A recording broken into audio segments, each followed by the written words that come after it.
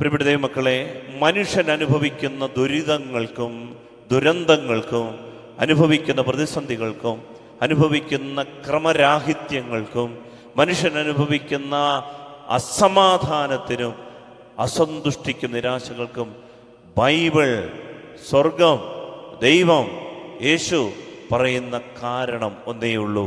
അതിൻ്റെ പേരാണ് പാപം. Hallelujah, hallelujah, hallelujah. ഇതാണ് ബൈബിളിൻ്റെ പാഠം. മനുഷ്യൻ അനുഭവിക്കുന്ന എല്ലാ ക്രമം തെറ്റുന്ന ജീവിത ശൈലികൾക്കും എല്ലാ ദുരന്തങ്ങൾക്കും വേട്ടയാടപ്പെടലിനും എല്ലാ ഇരയാക്കൽപ്പെടലിനും അടിമത്തങ്ങൾക്കും കാരണം ദൈവവുമായിട്ടുള്ള മനുഷ്യന്റെ ബന്ധം മുറിഞ്ഞു.